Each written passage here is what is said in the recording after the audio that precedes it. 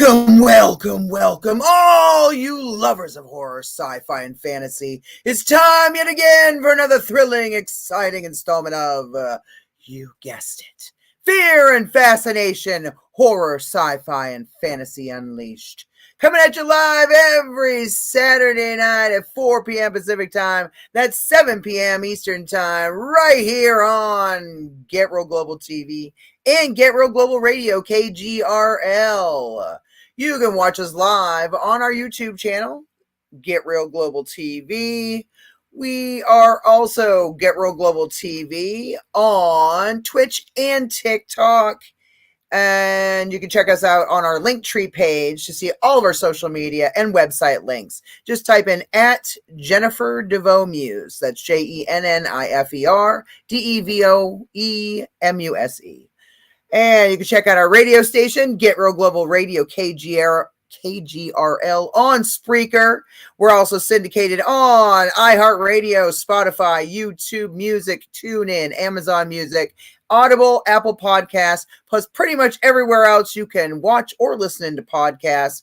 And we're distributed by Sony Music Entertainment, Sony Music Publishing, The Orchard by Sony, and 50/50 Global Music Incorporated. I'm your hostess with the mostest, Jennifer DeVoe Muse.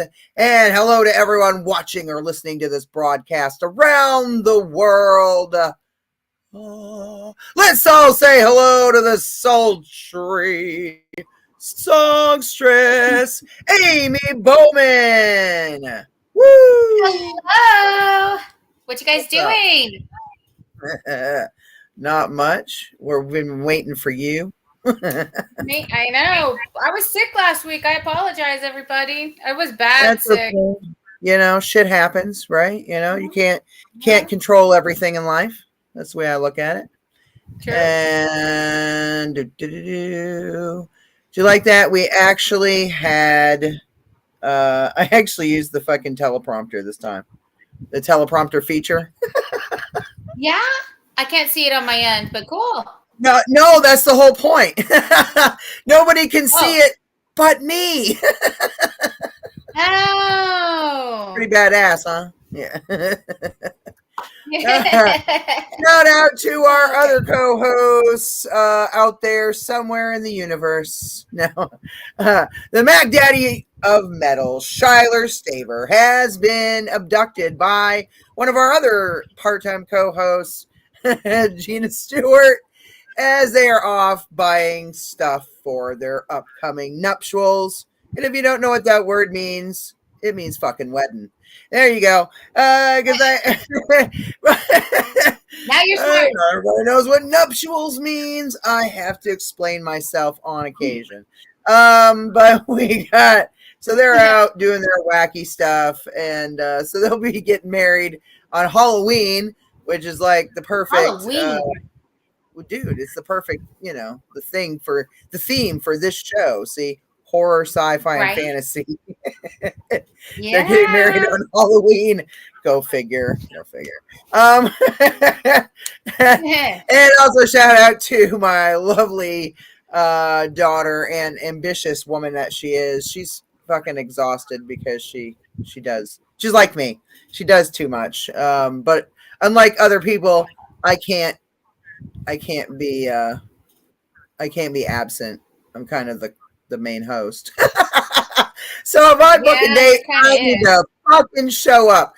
My apologies to everyone, especially Ed Reichart from Controlling Transmission on Stench Radio for last night's technical fucking mess up. I do apologize. But he will be on the show on Wicked Entertaining next Friday with us at 8 p.m. So we're going to do a special 2-hour broadcast to make it up to him.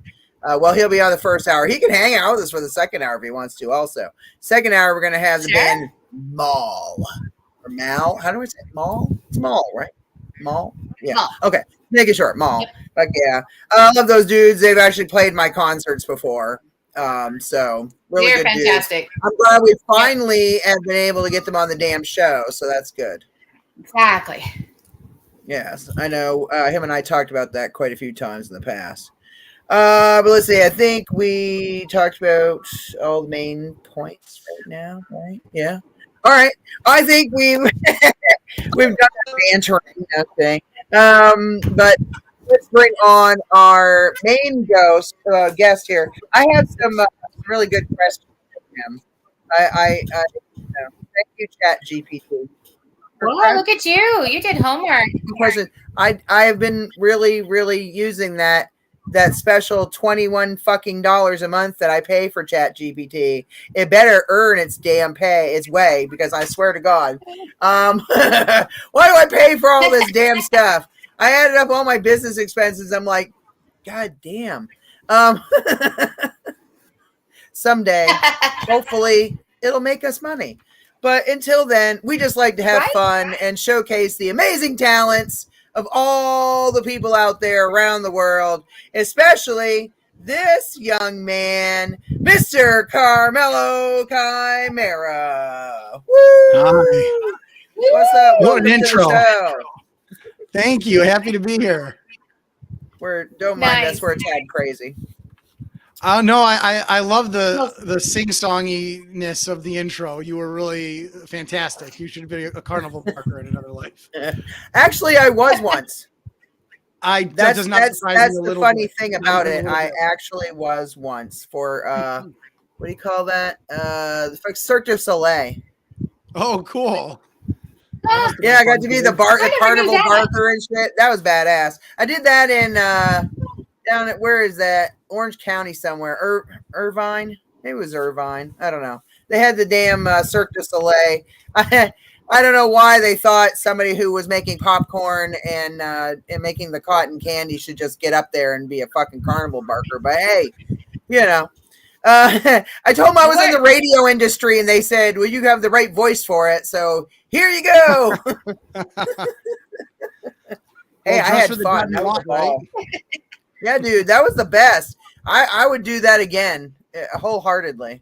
I've always wanted to. I think I'd be good at that, mostly because I like the sound of my own voice. So I think I would really enjoy. Step right up. I just like being. Sorry, I didn't mean to talk over you. Go ahead. Go ahead. Someone once told me that I reminded them of P.T. Barnum, and that was like the nicest thing anyone's ever said. There you go. Yeah. I just like being crazy and just doing really nerdy fucking things. Yeah, you know. Yeah. Well, then I've come to the right place. Then I have found my tribe. Yes, you definitely have. Yes. We're some of the nuttiest ones out there. Exactly.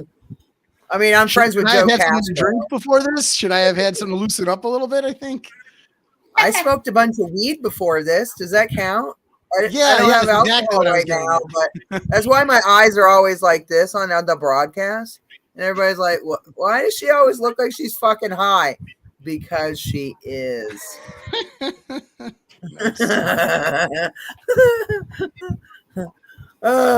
Anyway.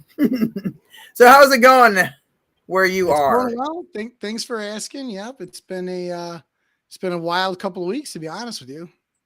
Yeah. Yeah, so I've been. I started. Man, holy shit! I started watching that freaking the thing you sent me. What do they call it? The screener. Yeah. Holy freaking crap! Okay, so that's what I like to hear. There were some parts where I should send it to Amy, dude. There were some parts where holy shit! It freaked me the hell out. It made me jump. That's literally so wonderful. It's music to my ears. Please keep I was like, what the fuck just happened? Then I accomplished. I missed it. What did you send her? I'm gonna.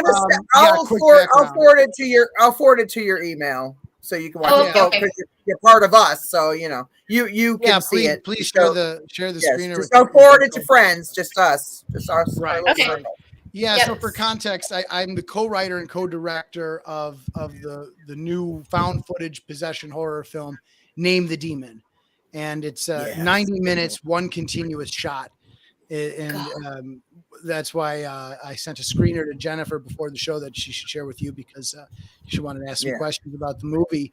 And it's been getting a lot of traction these last couple of weeks, a lot of trailer reactions. I think the trailer's been viewed like 50,000 times, and we're getting reactions from all kinds of horror influencers, and we've been booked on a bunch of podcasts. We got into 11 film festivals. So like the movie's really picked up a lot of steam, and it's streaming everywhere October 4th. So it's been a pretty exciting couple of weeks. And in fact, just the other night we did our Chicago premiere of the movie, which was just a big hit. We sold out crowd of 130 people. Miss Illinois was there. She got so scared she left halfway through. So I think we did a good job. And for someone like yourself who sort of, loves this stuff, to frighten you a little bit, I take that as a badge of honor. Nice. Yeah, I'm like a huge, really, I don't know. I've always been that one, especially slasher films. Anything like slasher films or like The Exorcist, which kind of reminds me, this movie kind of reminds me of The Exorcist.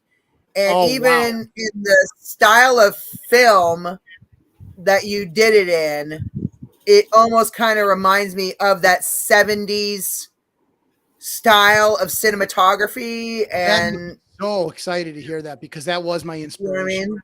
Yeah, that's kind of where I was going with that. When I saw it, I was like, "What? Okay, yeah." That makes me so happy, because The Exorcist is in my top 5 favorite movies of all time. Not favorite horror movies, favorite movies. I think it's amazing. I think it's a beautiful film, actually.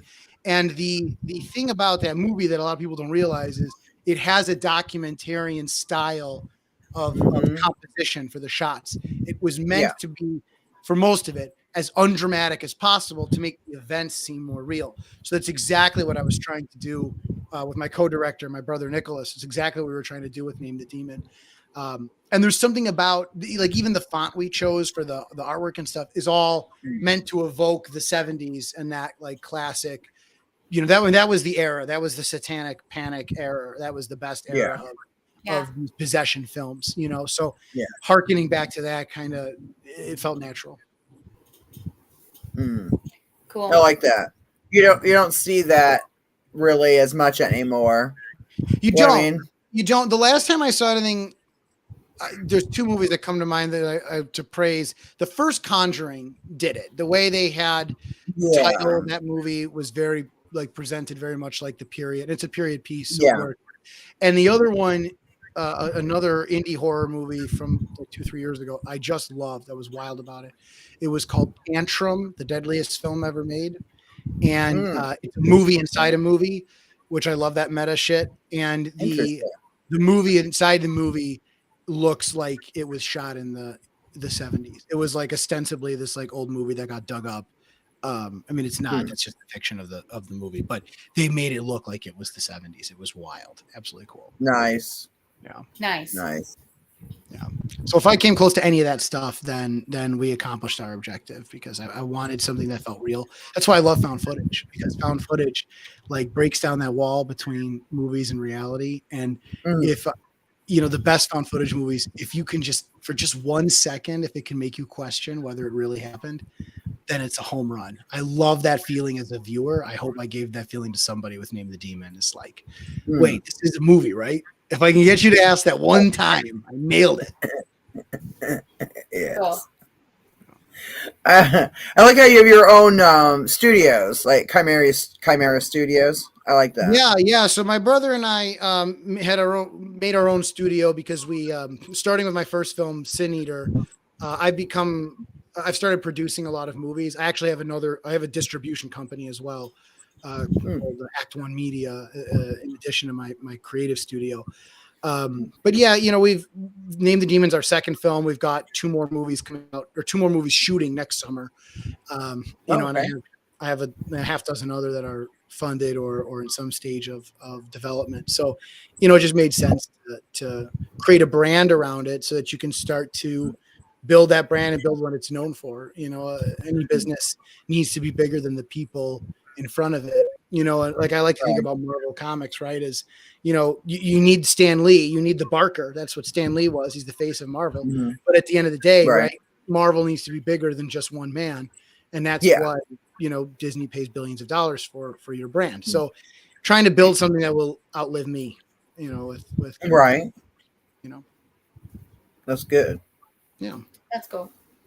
Yeah, and our producing partners, the Bonin brothers, Dean and Scotty Bonin, they call themselves the Blood Brothers, and so they also have Blood Brothers Productions. So Right. this is a combined Chimera Studios Blood Brothers production, and I'll be working with them on the next film as well. Oh, nice. Yeah, I saw that at the beginning of the movie when it first introed in. It said Blood Brothers Productions, and then right after that was your little logo came in with the Chimera Studios. Right. So Exactly. I thought that was really nice. Thank you. That the production value was really good too. Thank you. And Yeah, how you folks told me structured everything. Yeah, a lot of people told me they thought it was more expensive to make than it was because we made it look real good. We know how to stretch those dollars. In indie films, you gotta use what you have. You can't. Of the two features I've directed, both have been on time and on budget both times, and that's because I can't. Can I swear on this podcast? We're live though. Right? Yes, go right ahead.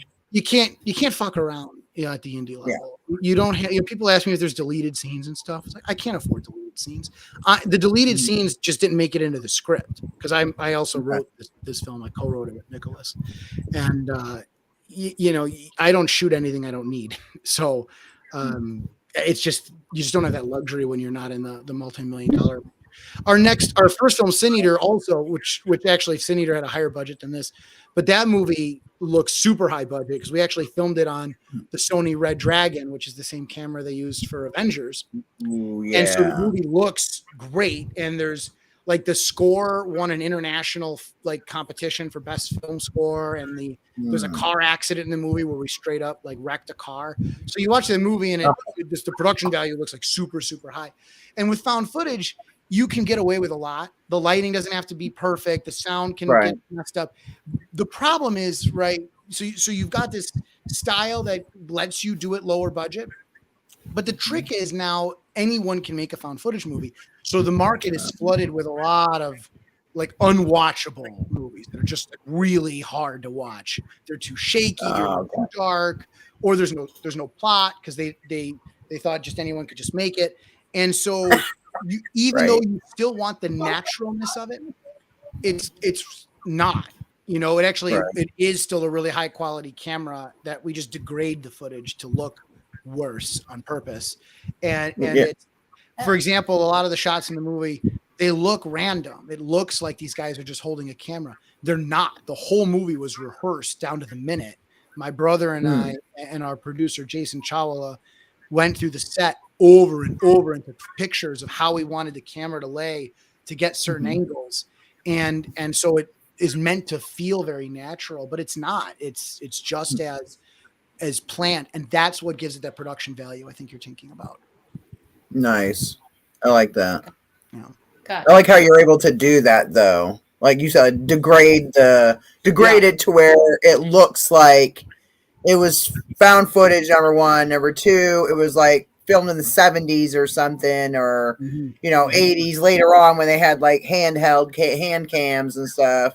Because you see at the top the little numbers and the date and everything, Yeah, and we've got a great Tyler Cameron is a color grader, and Greg Lynn is our on-screen graphics guy, and they're both fantastic and very creative. And I can give them very little direction, and they know what I want. I give them general guidelines about what we're looking for, and they understand me creatively, so they're able to run with that. And it's funny you mentioned the numbers on the screen because that was really important to us. And we made sure it's in the story that they refer to having that timestamp on the screen. Yeah, because of I remember battery. that. And credit goes to our associate producer Jason Chawala, who he suggested to me that the battery be like the ticking time bomb. And sure enough, people have been asking about it and noticing that the movie runs until the battery dies because it's one shot. Because I didn't want the question of well, who found this footage? Who edited it together? It's so produced. So I thought the easiest thing is the camera turns on, it doesn't turn off until it dies. So having that battery life on there ended up, I think, creating a lot of tension in the movie. How smart. That's smart. Yeah, that was a great idea from Jason. So definitely credit where it's due. Yeah. Oh yeah. Yeah. So where did you get most of your inspiration? Was it just from watching these types of movies that made you want to go this route? Yeah, that's a good question. So, it was after Sin Eater came out. My friends and I, the Bonin brothers and I, were in the hot tub having cigars and whiskey like we do. I tell people it's like Hamilton. It's the room where it happens. And the criticism that I got for Sin Eater, which again, Sin Eater is a really high production value. The movie itself is a very slow burn, and it was a very psychological horror movie, which I love. Okay. But the criticism I got was, well, it wasn't exciting enough. It wasn't scary enough. And I thought, like, what's the scariest thing I can think of? And I don't want to give away too many spoilers since the movie's not streaming yet. You've seen it with the screener, but so I'll keep it vague. But I thought of the ending first, and so I won't say what it is. But they said, look, we love found footage, we love possession. Why don't we do found footage possession? And it was one of those like, we should open a bar conversations, Actually, right. But then I took it seriously, and like 3 days later, I sent in the car on the way home, I was typing an outline, and then like the next day, I was like, all right, here's that script we were talking about. And I co-wrote it with my brother, who came up with some of the more colorful dialogue in the movie. It's when we shot the first scene, I yelled cut. I looked at Nicholas, and he's younger than me. He's about 12 years younger than I am. And I looked at him and I said, what is the matter with you? Like, where did you come up? Yeah, though the credit for there's one insult in the movie when she calls someone a pig fucker. That's my brother. Again, where it's due. I thought it was great. He once I thought it was great. That's a great word. It really it should be used more often in common parlance. So that was where it kind of came from. As far as the inspiration of what goes on in the movie, I love found footage and I love possession. So The Exorcist was a huge influence, and like visually, I loved like Grave Encounters is a found footage movie from recent years that was just terrifying. Butterfly Kisses is another like indie found footage horror movie that I loved, just fantastic. And so some of those inspired me, again, trying to figure out how to break down the wall between the movie and reality. And so that's where the one continuous shot came in. And that was like my next stroke of genius was like, we got to do it as one shot, because then it'll feel real and it will feel like this happened. And I think the final bit of inspiration for the whole thing, really came from when I thought about The Exorcist. I had this thought, and I was like, what if like today people just don't have any like faith in the Catholic Church anymore? It feels like, I mean, like I was raised Catholic. I tell people I'm a recovering Catholic, but there's nothing like 18 years of Catholic school to beat it out of you. So, I was just sort of plagued with this idea. You probably know the expression, who watches the Watchmen? Just, the saying from which the movie and the comic book take their name. Right. Like who protects you from the devil when, the priests themselves are people you don't trust anymore. And you, they're flawed, they're human, they're weak too. The Exorcist has Father Merrin, and he's this like light that shines through the movie and gives everybody hope, and shows up, and the poster's famous because he's there. He's the Exorcist. He's the titular Exorcist. What if you didn't have him? What would happen in The Exorcist if you didn't have this hero priest to come in and save the day? Right. So that's good point. That was my inspiration. One of my all-time favorite found footage movies would have to be the Blair Witch Project. Oh, the original, yeah. And the original, yes.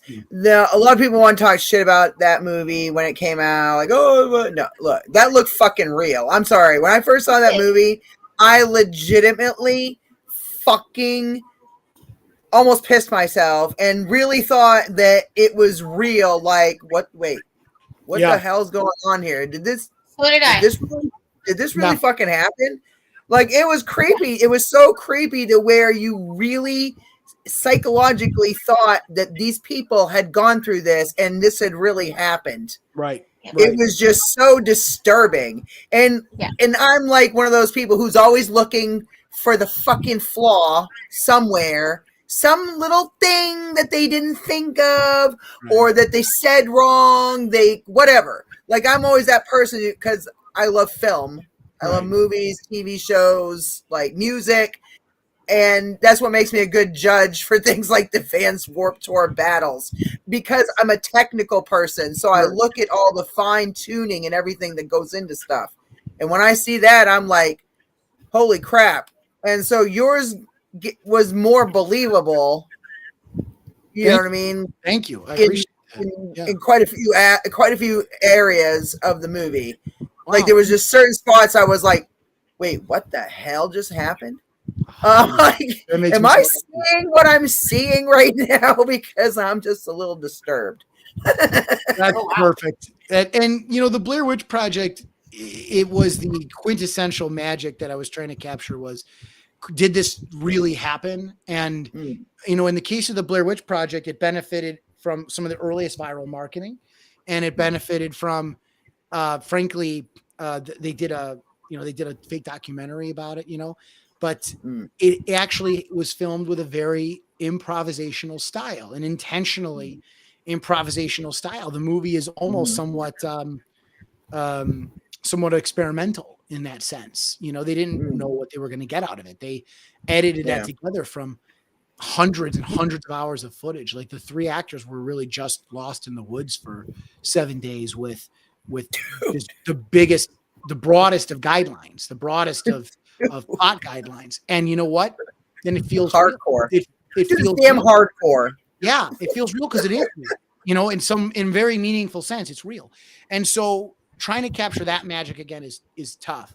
And I think the way I tackled it was with the single shot. And we even considered really doing one 90-minute shot and at one point. It wasn't feasible for the special effects, but so the movie has hidden cuts, kind of like maybe you've seen the movie 1917. 1917 also appears to be one, 2-hour cut. But it's not. It's got a lot of hidden cuts in it, and that's how most movies who do it is they have these hidden cuts. Okay. So, how long did it take you guys to actually film this whole thing? I know you said it's one continuous thing. Right. What does that look like time wise or timeline? Yeah, that's a good question. Shooting was 7 days, which is, for an indie movie, maybe not untypical. For a feature film, though, that's really light. I mean, the first movie we did was, 15 days over 4 weeks and spread out. And then the next film will be the same. So about, 15, 20 day shoot is about right for an indie movie, but every day adds to the budget. So for an indie movie, we had 7 days. And so I planned it like a bank robber. We knew every day exactly what we were going to shoot and how we were going to shoot it and what we wanted. Yeah. So it was down to the detail. The first day was the hardest. The first and the last day were the hardest, because the first day, that first shot in the movie is actually 11 uninterrupted minutes. Like, in order to hide hidden cuts later, we really wanted to sell the beginning as like, it is one scene. It is one long 11 minutes. So that was tough because we did like 14 takes. Everyone's got to get every line perfect for 11 minutes, and it has to be good. And we had a dog. So it was really difficult getting it down. And then the last day was the hardest because, again, not trying to give away too much on the ending, but we one of our actors, Isabella Pastore, who is who plays Grace in the movie. She was 7 at the time, and she got too scared to be in the room with Jessie Nerud, who plays Anna Scott, the possessed woman. She wouldn't be in the same room with her. So we really had a really rough last day on that movie. But we got through it just fine. And I don't blame her, by the way. Yeah, no. I mean, we were all fucking terrified of she was really. Also, who, by the way, she's like the nicest woman in the world, and like I think one of the most talented actresses I've ever met. But by day 7, with all the makeup and spraying ink into her mouth and all the other shit we had to do to her, by the end of it, she was a little cantankerous. And I mean, again, we're talking like midnight. This kid's been crying in her face for like 3 hours. Oh, like, God. I don't blame her even a little bit. But that last day was, so we were already scared of her, and now she's cranky, and we're like, oh, piss her off. Crazy. Yeah. I didn't didn't traumatize Isabel too bad though. Her mom and I are friends now and keep in touch, and she's told me that her daughter wants to come back for the sequel. So it's like, oh, nice. I guess I didn't scar her too badly. So. Yeah. Well, as long as you explain to her, it's not real. This is a movie. We sure tried, but Jessie's a very good actress. Try telling that to a 7-year-old when this like horrible demon monster is screaming in her face. It's not an easy sell. Kids aren't stupid. Shout out to Joe Castro. Yes. Hey, Joe. I would be remiss if I didn't talk about what a key part of the movie Joe Castro is. I don't know that I'll ever do another movie again without Joe. Number one, we all, he was one of the only people in the crew who was new. Most of us knew each other from Sin Eater, and we brought Joe on because we'd heard of his reputation as an incredibly talented artist. Amazing, yeah. And he exceeded every expectation. I mean, it is impossible to overstate his contribution to the film, contribution to the cast. We all love him. Every single person involved in the movie, whenever his name comes up, we're all like, yeah, Joe, it's just, we just love him. He understands the indie film mentality. We got to get it done. He's got the get it done grit that it takes to make movies at this level. But he's got the creativity to boot. Yeah. And we had the good fortune of putting him in as an actor as well in one of the scenes. Nice. He's a priest. Yeah, he has a brief but key role that sets the whole tone for the entire movie. And we were really lucky to have him in it. So it was fun watching him act and see him being very different than his real personality. But yeah, he's just the best. I love Joe. He's awesome. I've seen that dude as a werewolf. Honestly, the werewolf is how I found him because he's awesome. It on social media somewhere. And when Danny Bonin and I were talking about who do we hire for the makeup effects, I said to him, "Have you ever heard of Joe Castro?" And he said, "I was going to ask you the same thing." Yeah. And then we got on the call with him, and I hope Joe won't mind me sharing this story because it's a good story, I think. Joe was trying to get to know us. Well, he didn't know us from Adam, right? And it didn't occur to me that he's worked on projects of all budget levels, right? Including like no budget levels. So then, we mentioned to him what it would be like, and he said something to the effect of like, well, I definitely need a place to sit down during the shooting. And I was like, that's not a problem. Why wouldn't you have a place to sit down? And then he's like, yeah, and I also need like a bathroom. And I was like, who is he shooting with that they didn't give us a bathroom? What movie? Did they have him out like the middle of the woods? And they were like, Joe, you use the stump. And I'm like, but then it occurred to me, probably, right? Like he's probably filmed in like the worst conditions imaginable sometimes. Yeah. Because again, at the indie film level, frankly, and there's a lot of indie movies I love. There's a lot of people who don't know what they're doing, like at all. And they don't even know how to be professional, let alone film a movie. So I can imagine Joe showing up with strangers who he doesn't know, his first time meeting us and not knowing what to expect from us. But it was just funny because like, we made sure he was quite comfortable while he was here and very well fed, and we took good care of him. We hung out with him. We all had a great time. But he didn't know that. So this poor guy is worried he's not even gonna have like a pot to piss in because we're gonna like shove him into like a broom closet and be like, here, you're gonna work in this closet. So it was very it was a relief to get to show him how professional we could be, so how much we respected him in turn, But that's all. So I thought it was a funny story. Nice.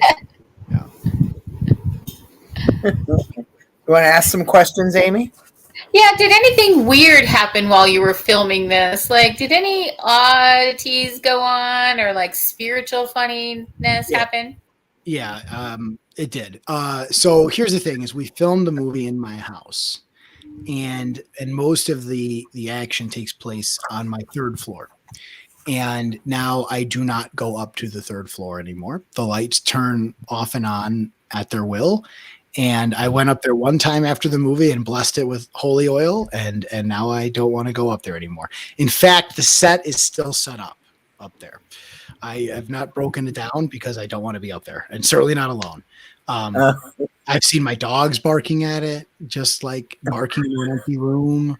I've like come home and noticed the light was on and the light was off for sure when we left, like stuff like that. So hopefully nothing too crazy. Hopefully it doesn't escalate, but yeah, I would not, if in the middle of the night I heard a noise up there, I would not go up there alone. Absolutely not. Not going to happen.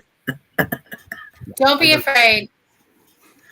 I know, right? The power of Christ. No, this is my house. You have to leave. You're right. You're right. It's like a bully. You gotta punch the bully in the nose. Yeah. Right. Right. Besides, his demon should be thanking me. I did a lot for its PR. There you go. Right. You did. All right. I think we should play the trailer at least. Sure. I have it queued up from YouTube.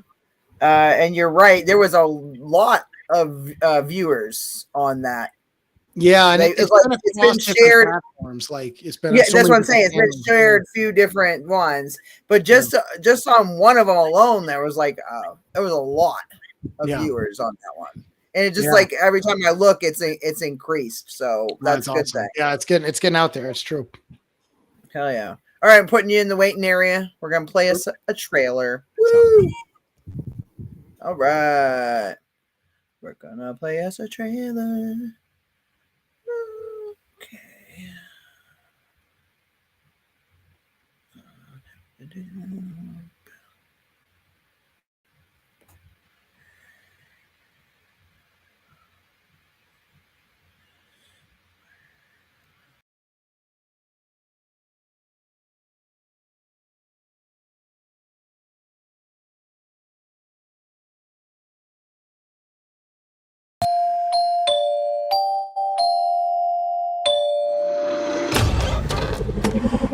For God, forgive us, forgive this child, forgive us, we sinned against her. Please, free her. She's down here. And put the chains apart, the irons on her feet. To the demon! I'm here. So much violence.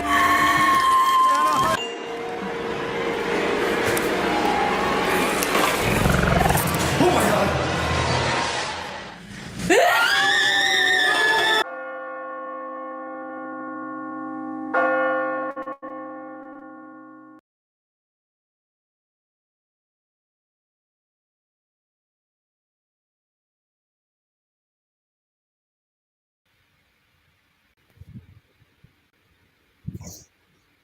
That was some creepy shit. I haven't seen that trailer yet, actually. We've got but 2 or 3 trailers. I think it's the only one I haven't seen yet. Ooh. Oh, that was creepy. I'm glad you that was good. I'm kidding. That was pretty scary and good. Thank you. I hope you both get to watch the screener. I hope you enjoy it. So. Oh hell yeah! I've already been watching it. I've been like, I've already jumped a few times. We're just gonna say that. So I'm gonna forward it to her though. Okay. That was crazy. We got a lot of good reactions in the theater too. A lot of people were like, gasping at the right moments, and I heard a lot of oohs. Made me feel good. That's good. Yeah, very believable. She did a really good job. Yeah. Thank you. Yeah, I just wanted it to be as scary as I could make it. It was sort of like, I think I told you at the beginning of the show, Sin Eater I was told it just wasn't like scary enough. And I said, fine, you want horror? Like, I'll give you horror. Like, I'll give you terror. And so every scene I just wrote, what's the worst thing I could think of to happen in the scene, and went from there, I probably could go worse, to be honest with you, but this seemed enough. Yeah. For now. Exactly. Yeah, for now. Yeah. There's always episodes. You don't have the sequel. It better be double. It'll be double the horror, double the craziness. It's funny you should say that, because I never thought about doing a sequel, because we've got other projects that we're excited about. But if it were popular enough, then I would consider it. And people started asking after the screenings. People were coming up to us during the Q&A and after the movie, and they're like, "What are you going to do a sequel? What's the next one about?" And I thought, I didn't know anyone would care. So then I asked myself the same question. I said, "What is the worst thing I could think of for the ending?" And when I got it, a whole sequel just like wrote itself in my head. And so my brother and I just like pounded out the story today, just like sitting in the pool talking. And we're like, I wonder if this should happen. And so, yeah, now I actually do have a sequel in mind. I have no idea if we'll do it or not. It really depends on if people like this movie. If this has even like a small cult following, I would absolutely do it. It would, because it would be an honor to be known for even a small success. And so I would happily do a second one. And I do have some awful shit planned for a second one, just like really just awful shit. Yeah. Hey, I've seen some really creepy shit over the years. I mean, my friend Carl Crew is in Blood Diner, for the love of Christ. I mean, come on, Blood Diner. I don't know if you've ever seen that movie, but that is a creepy ass fucking movie from the 80s. Yeah, of course. Absolutely. So one thing you may not know, well, maybe you do know about me, because you had our friends at Skynet do the research on me, but I co-host a podcast called The Cult Classic Horror Show, which is how I know the Blood Brothers. The two of them, myself and our friend Rob O'Neill, co-host Cult Classic Horror, and we're on like episode like 325. It's been on for years, and we watch a different horror movie each episode, and we give it a review. But we also go behind the scenes and we get as much detail as we can find about that movie and share it on the show. So it's like, I love it. Yeah, we call it the conversations you've always wanted to have, about the films you loved. So I've seen so many horror movies. It's like I'm like yourself, probably one of the few actual experts in this area. I fucking love movies, but I love horror. That's my favorite genre of everything. TV, movies, and books. And even like, I kind of even like comic type stuff, more like the graphic novels. I really like the horror elements too, depending on what it is. Just from Cycle of the Werewolf with fucking Stephen King. You know what I mean? Like that, going back in the day, like graphic novel type things. So I did. That kind of got me. Yeah, I did a graphic novel horror anthology called Cellar Door that is going to go back. But we're going to re-release it in the next few months. Yeah. We did a Kickstarter for it, and then we did not. And then COVID happened, so I didn't really make it available at retailers or online or anything. But now I think we're going to put it back up for sale. And Cellar Door was an awesome anthology. It was a sci-fi horror, like in the vein of like Twilight Zone or Lovecraftian horror. Nice. And it was, I think there was maybe like 10 or 12 different stories inside. Excellent. It turned out fantastic. It was, until Name the Demon, I think Cellar Door is the thing I'm most proud of, just because it turned out so well. So if you like that stuff, check out Cellar Door. Oh yeah. Okay. Yeah. You get into that type of stuff, Amy? Yeah, I do. I like the scary. I like the concept of Name the Demon, because that's the kind of scary I like to be. The slasher people, I can't do that.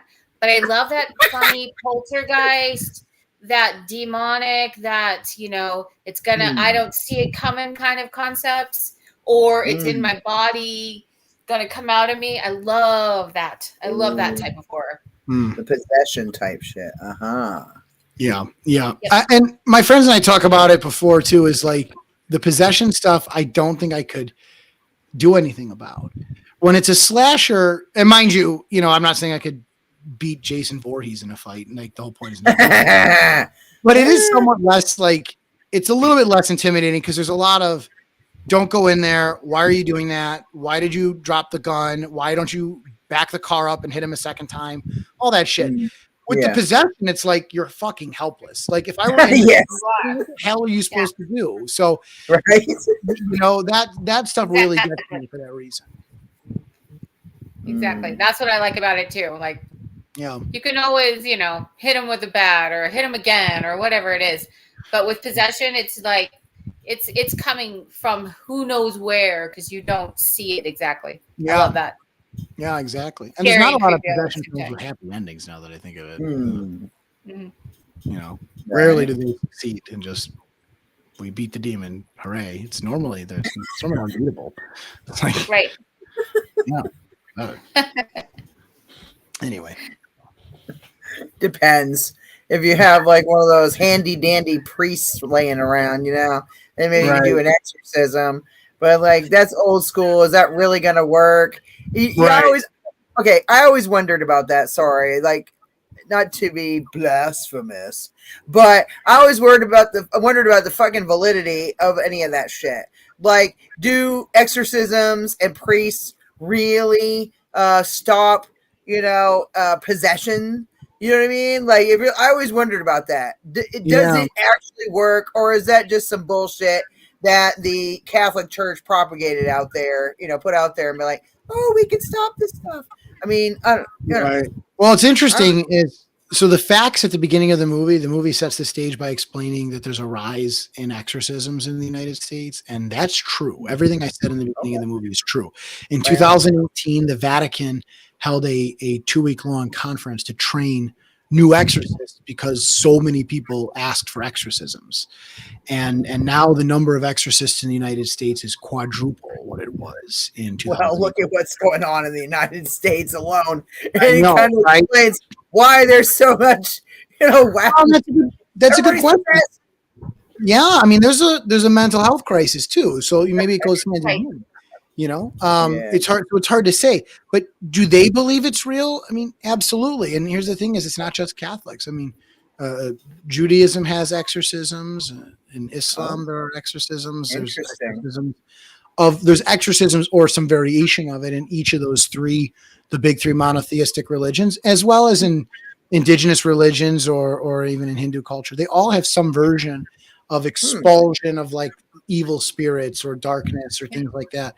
So, I mean, I think they believe it. And I'm not even saying I do or don't. Your question was, does the church believe it? And I think the answer to that is yes. Do I believe it is a different matter? But yeah. I mean, it's not like I've just like been wandering around the world and just seeing a bunch of people being fucking possessed. But there are some people you kind of question. Some stuff like, is this person, I mean, right, you do. But then I'm always thinking like, okay, is this real that the Catholic Church can actually, like a priest can actually, dispel a demon from a person, like if they're being possessed. I mean, if you watch the TV show fucking Supernatural, which is my favorite television show in the entire universe. So you better not disparage the name. I'm just kidding. You'd eat salt because apparently salt is like a purifying thing or some shit. And white, the color of purity. I don't know, whatever. You know what I mean? So like they'll hit if somebody's possessed by like say a ghost, they'll hit them with like rock salt. They have the shotgun shells full of rock salt. I've seen every episode of Supernatural. I love that show. That's what I'm saying. 15 seasons, dude. My dog's name is Castiel. Fuck yes. I knew okay. All right. I loved you. And I envisioned we would have been married in a past life somewhere. I don't know. But you're badass is all I'm saying. And dude, that is fucking awesome. I love it. I want to get the sigil, the tattoo that they have. Cool. I want to get it right here above my heart, just like, I don't know. Yeah, I am that obsessed with that fucking show, and not just because those guys are hot as fuck. They are indeed.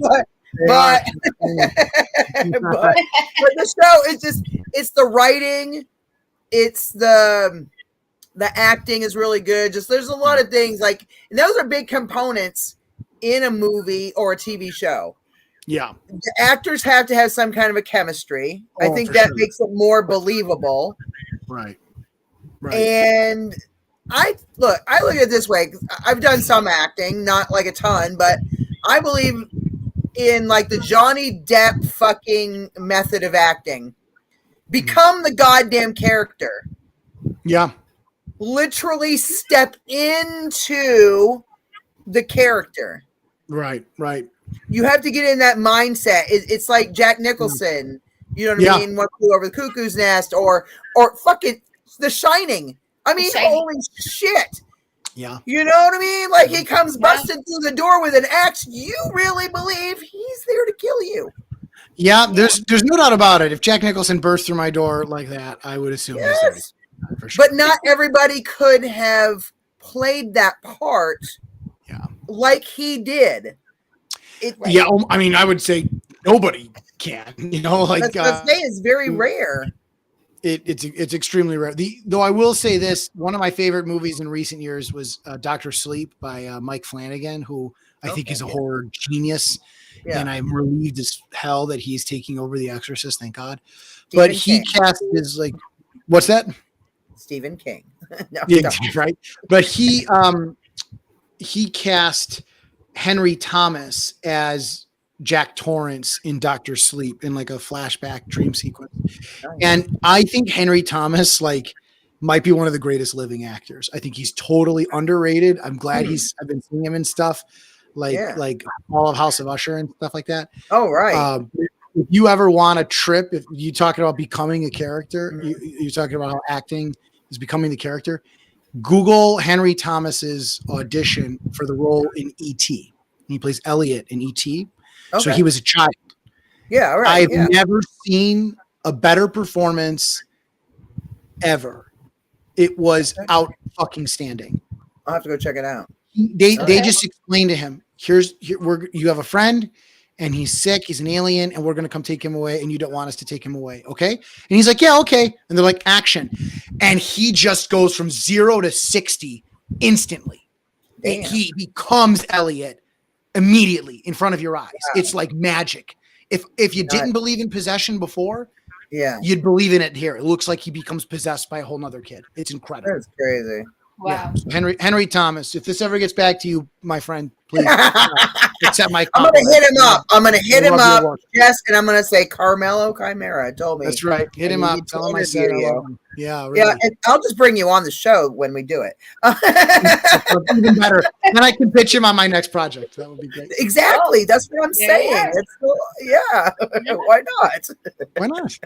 We are the catalysts. Okay. Can you tell everyone where they can? You said October 4th is when you will be seeing it, and where will this be streaming so that people can go watch it?